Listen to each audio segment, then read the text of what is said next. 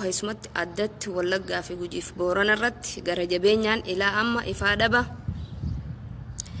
إن نتوركي دابا بالبلد دابا جرا تاجرا خنافي آتو أبي أحمديف إن دام سكب جولن بالسجناتس جولن نفتنياتس إن شرقو دادا سن اللي فيدنا فكاتا إن إسبرانجع مالف إرجع جواب دخنا أنا أفانا ما راملين قلوفنا جاني تران لين خنا نمني الدوني أفانا رموتين ته سجلت حنيف متى ولا جا خناف أبي أحمد دجودي تبيتني خنا راخن كي أفانا ما رالين بيهو إن أفانا رموتين إن دبرسا دام سخية خنا جوخية إسنمو أفانا أمارات أفانا حبشات هي خاتي دام سخنا حتى تمام برانجيا خيسمت نمني رموتات درك ما سرجر إرجع خنا جين إن أبو يخين آتو أبي أحمد يخين آتو أشاقري خبجما وسنتين سلبتها في تفتما نمانياتها في نمشورور كيسا لغا حالي أما تتجر تكوني حالا أكام فوقساتي متى خيتي في عنقو خيتي في اللي وان فايدة سيفين قمنا وان تيف حتى التمام توقف فارت وجي في ولقاف بورونا الرت gochaati gara jabeenyaan gaggeessaa jirtu ummanni Oromoos dhagee jira ummanni addunyaas harkaas jira kanaaf murtee maayyiidha dinniina maayyiidha hatattamaan nitorkistee ifaastee bilbilaastee akka gaddiiftuuf ummata Oromoo Wallaggaa fi Gujiidhaaf Booranaan kabajaa ummata Oromootiin si gaafan kabajaa keetiin osoo hin ta'in maaliif ati kabajaan qabdu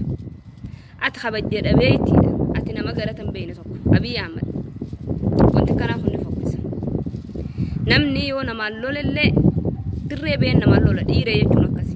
dhiirti nama gaaddee nama dhoytu tooftaa ittiin ajji nama jeeftu barbaaddu dhiirummaan jaamtu san dhala anaatu sirra jira jechuudha kanaaf inni tokkoffaadha kana inni lammaffaadha en walgayii jettee bilisiginnaan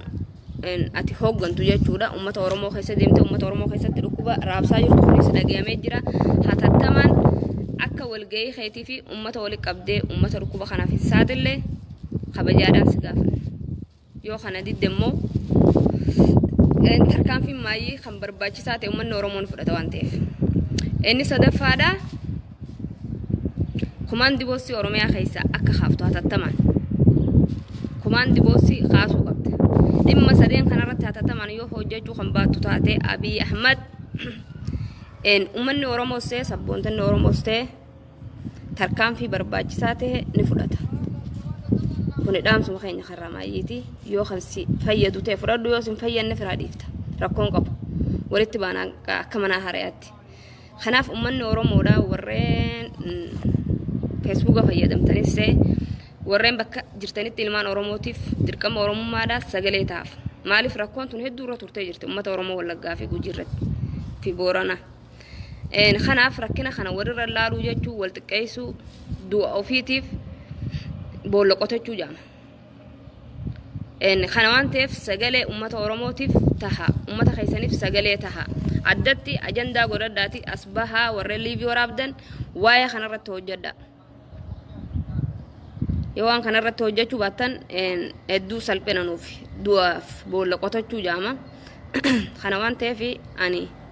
dhaamsi xiyyaarra kaniin dhufeef kana ummata Oromoof diinaafis dhaamsa jechuudha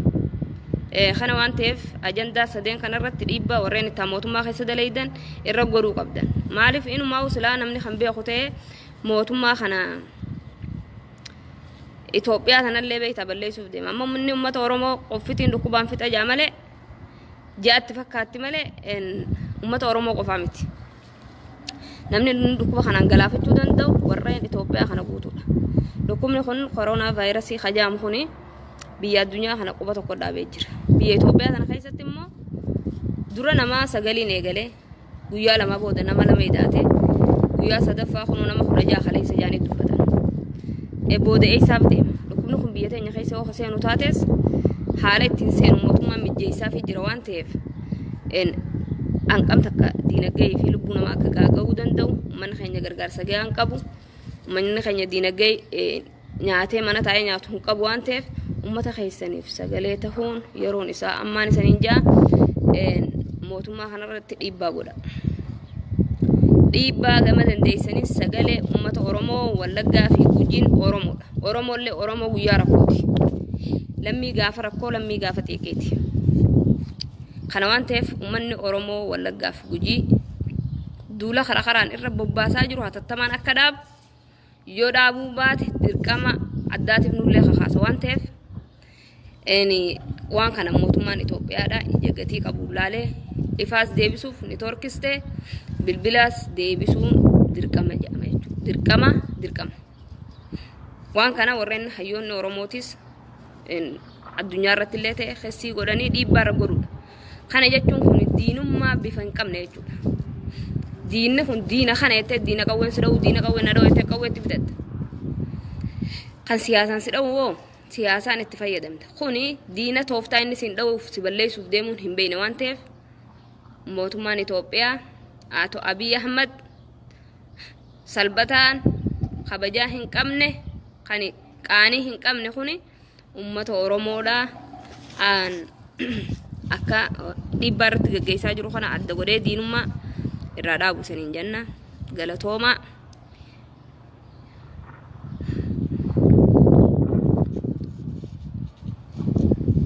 Dhugaa tabii fayyaan qabu maraataadha.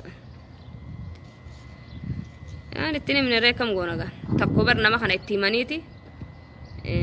laalanii miti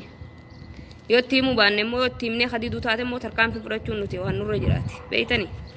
Kanaaf isanillee yeroo keessanitti fayyadamaa sagalee uummata keessaniif taha biliis warri irratti ilaalina warri irra ilaaluun tan duraan irraa fakkeenya haa fudhannu. Gaafa walloon cabu manni Oromoodhaa silaatti dirmate arra sadarkaa irra jirtu kana ga'e. Arras tooftaan tooftuma saniin dhufee waan adda ta'e hin qabu jechuu kiyya.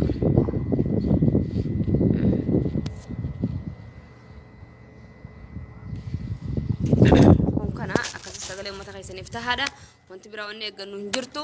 yoo inni waan kanarratti kana hojjechuu baatu ta'e nuti tarkaanfii shamarran Oromoo keessumatti tarkaanfii barbaachisaa ta'e kan laaleessaa ta'e biyya abbaa keenyaa biyya haadha teenyaa jechuudha. Keessa deebidee dirqama kan nu laaleessuun dirqama. Kanaaf akka Oromoo fi Oromiyaa tokkotti waan kana gaffageessitee ilaaluu qabda. Khasaaraa fi waan dhufaatti gaafatama ilaa waan itti hin baaneef jecha. Diinummaa tan diinummaadha. Ta waraana dha'u garuu hawaasa nagaa irratti waan akkanaa kana godhuu jechuun tuffii uummata Oromootiif ati qabdu ta'a. Addunyaa biratti illee siqqaaniidha. Aato Abiy Ahmad waan kana hatattamaan akka odeeffannoo harkatu uummanni Oromoo Wallaggaa fi Gujiif Booranni waan kana akka gadhiiftu kun dirqama keeti jechuudha. Kana yoo godhuu baatte immoo waan nuti itti deemnu waan nuti godhuuf deemnuuf itti gaafatama jalaa kan baane beeki. Lubbuu karaa lachuuti irraa baatullee itti gaafatamaan si waan ta'eef antarii si juutanumaa nisalees uummanni Oromoodhaa